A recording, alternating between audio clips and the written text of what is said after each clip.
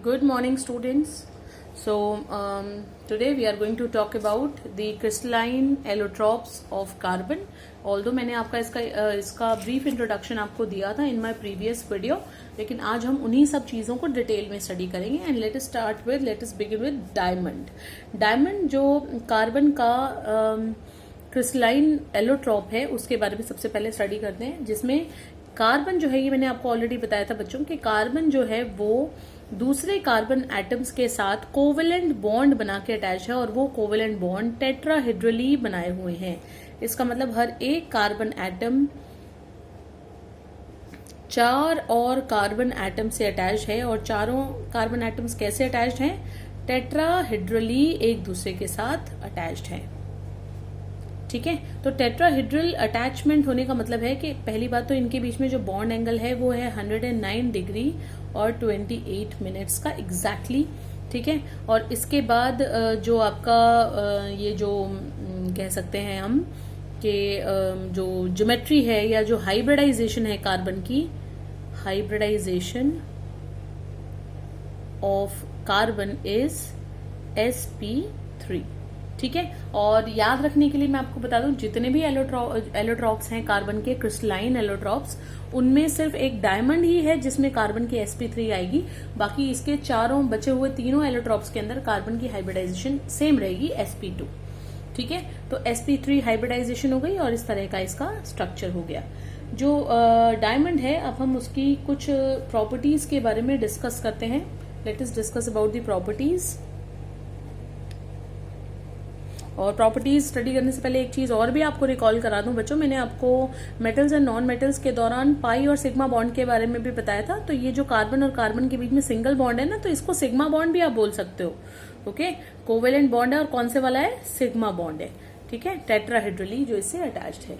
तो चलिए खैर आगे अब बात करते हैं प्रॉपर्टीज की. सबसे पहली प्रॉपर्टी जो है वो है प्योरिटी. जो डायमंड है, it is the purest form of carbon,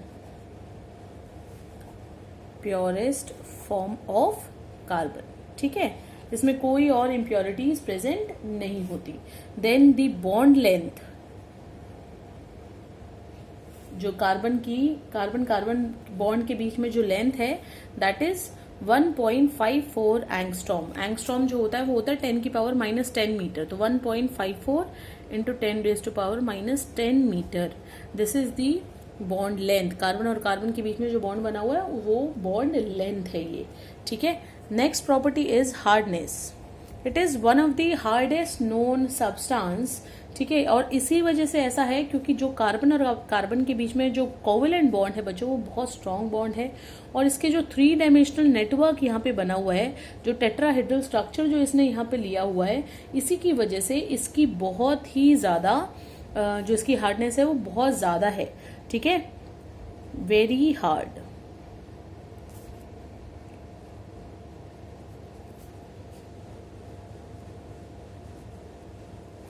okay, then next one is it has very high melting point. The same reason is there कि जो कार्बन और कार्बन के बीच में जो कोवेलेंट बॉन्ड है वो बहुत ही ज्यादा स्ट्रांग बॉन्ड है.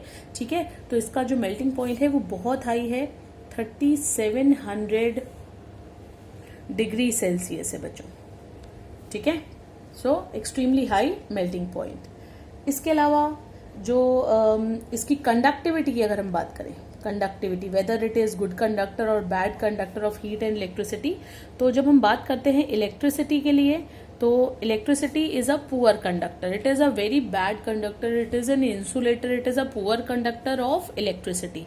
बट वहीं अगर हीट की कंडक्टिविटी की बात करें तो जो one of the best, you can say that कि ये जो इसकी नॉर्मल जो थर्मल कंडक्टिविटी है वो बहुत ही ज्यादा हाई है. It has very high thermal conductivity. और यही रीजन भी है कि इसे जो है, जो कटिंग टूल्स वगैरह होते हैं उसमें टिप के ऊपर इसको यूज किया जाता है, छोटे से डायमंड को लगा दिया जाता है वहां पर, ताकि जब उसमें से हीट ट्रांसफर की जाए तो ये वहां पर किसी भी चीज को मेल्ट डाउन करके या उसको कट करे. हार्डनेस भी उसका रीजन है, हार्डनेस की वजह से भी, और एक ये इसमें से हीट भी ट्रांसफर हो जाती है. तो कटिंग टूल्स में इसको डायमंड को यूज किया जाता है.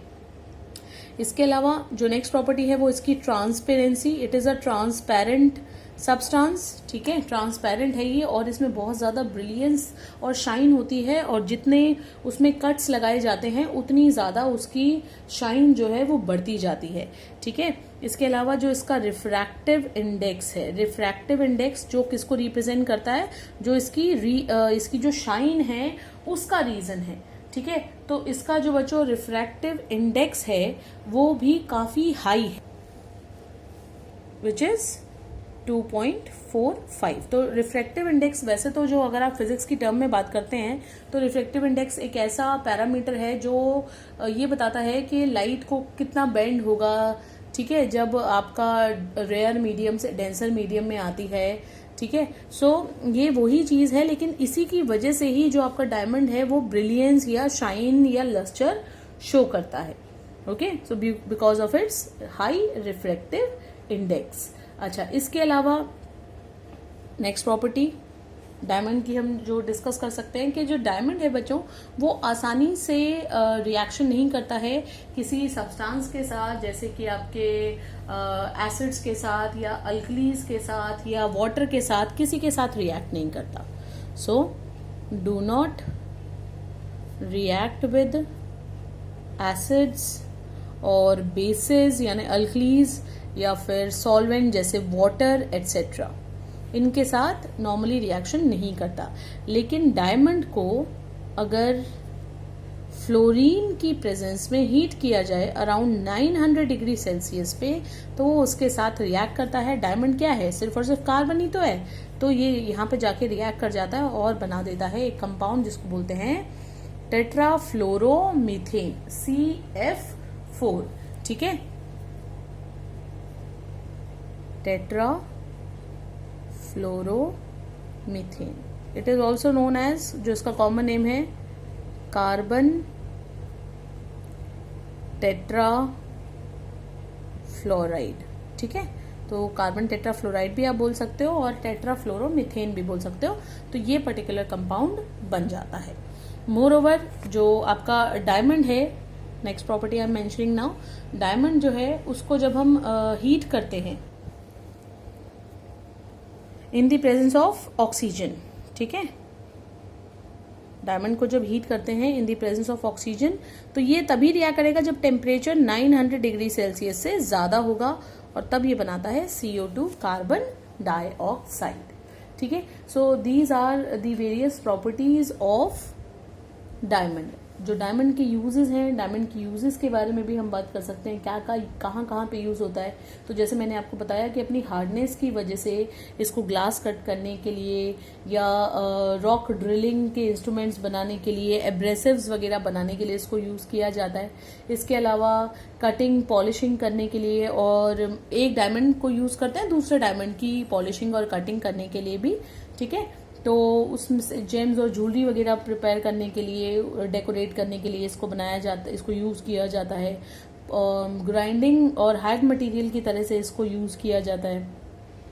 देन जो बहुत ही ज़्यादा आपकी थिन वायर्स हैं, बहुत ज़्यादा थिन वायर्स को प्रिपेयर करने के लिए जो डाई बनाई जाती है, ठीक है, जिसमें से थिन वायर्स को निकाला जा सके, उनको भी प्रिपेयर करने के लिए डायमंड को यूज़ करते हैं।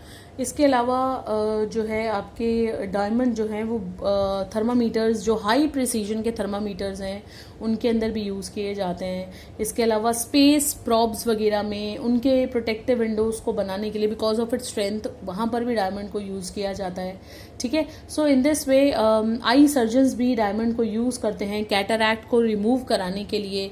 तो इस तरीके के बहुत सारे जो यूजेस हैं वो डायमंड के हैं। And in this way we have discussed completely about diamond, diamond का स्ट्रक्चर, देन डायमंड की प्रॉपर्टीज, और उसके बाद डायमंड के कुछ यूजेस। मोस्टली इसकी हार्डनेस की वजह से और इसकी थर्मल कंडक्टिविटी की वजह से ही इसके जो ज़्यादातर यूजेस हैं कि उसको कटिंग में यूज़ करते हैं या पॉलिशिंग में यूज़ करते हैं, ठीक है। इस तरह के ही ज़्यादा काम उसके होते हैं। जैसे ब्लैक डायमंड है, ब्लैक डायमंड से ड्रिल वगैरह बनाई जाती हैं, ठीक है। और आपका जो ब्रास डिस्क वगैरह में इसको अटैच करके डाइज वगैरह बनाई जाती हैं। तो बहुत सारे जो यूजेस हैं वो मोस्टली इन्हीं से ही इसके रिलेटेड हैं।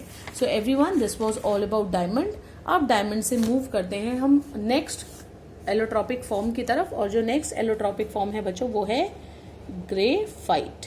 तो जो ग्रेफाइट है, ये ग्रेफाइट एक ग्रीक वर्ड से नाम लिया गया, जिस ग्रेफीन, ठीक है, ग्रेफीन जो वर्ड था इससे ग्रेफाइट बनाया गया, लिया गया यहाँ से, क्योंकि जो ग्रेफीन है वो क्या रिप्रेजेंट करता है, it represents the lead in pencil. Pencil की जो लीड होती है, जो अंदर डली हुई रहती है और जिसकी वजह से इंप्रेशंस आते हैं, तो वहाँ से इस नाम को लिया गया। ग्रीक वर्ड ग्रेफीन का मतलब है लीड इन पेंसिल, ठीक है। और जो ग्रेफाइट है वो पेपर के ऊपर मार्क्स लीव करता है। किसी भी अगर आप पेपर पे उससे कुछ मार्क्स उससे कुछ लिखने की कोशिश करते हो तो इट लीव्स मार्क्स, ठीक है। एंड दैट्स वाई जो है इसे इसी तरह का नाम मिला। अब हम सबसे पहले स्टडी करते हैं इसके स्ट्रक्चर को। Let us talk about the structure of graphite. जो ग्रेफाइट का स्ट्रक्चर है उसमें भी carbon is attached to other carbon atoms by covalent bond. और कौन सा कोवेलेंट बॉन्ड आएगा, वही सिग्मा बॉन्ड ही है, ठीक है। Covalent bond but not tetrahedrally, okay, planar trigonally and form hexagonal sheets। तो इसमें क्या है, इसमें जो आपका कार्बन है वो 4 कार्बन से नहीं जुड़ा हुआ बच्चों, बल्कि carbon is attach to 3 other carbon atoms. हर एक कार्बन सिर्फ 3 और कार्बन एटम से अटैच्ड है। और कैसे अटैच्ड है, प्लेनर ट्राइगोनल जो है ज्योमेट्री बना के अटैच्ड है। इसी तरीके से सपोज एक और हम यहाँ कार्बन ले लेते हैं तो वो भी अगर इसी तरीके से अटैच्ड है 3 और कार्बन से, ठीक है। और ये 2 कार्बन इसी तरीके से, ये 2 हो गया, तीसरा बॉन्ड यहाँ हो गया, ऐसे यहाँ हो गया। So in this way they are forming like hexagonal sheets. तो ये हेक्सागन्स बना रहे हैं, तो हम इसको इस तरीके से, मैंने आपको रिप्रेजेंट करके भी बताया था कि ये एक हेक्सागन हो गया, ठीक है। उस तरीके से फिर यहाँ पे ये हम एक और इसको रिप्रेजेंट कर सकते हैं, ये दूसरा हो गया। Then we can draw another one also. तो इस तरह की इसकी हेक्सागोनल जो है शीट्स बन जाती हैं। 3 डायमेंशनल नेटवर्क नहीं है इसका, जैसे कि डायमंड का है। अब एक शीट ये हो गई, इसी तरह की एक शीट यहाँ बनी हुई है नीचे, ठीक है। और इनके बीच में वीक फोर्स ऑफ अट्रैक्शन है। ये फर्स्ट आपकी हेक्सागोनल शीट है, बिल्कुल इसी तरह का कुछ स्ट्रक्चर। यहाँ भी नीचे भी एक और शीट है, फिर उसके नीचे एक और शीट है, फिर उसके नीचे एक और शीट्स है।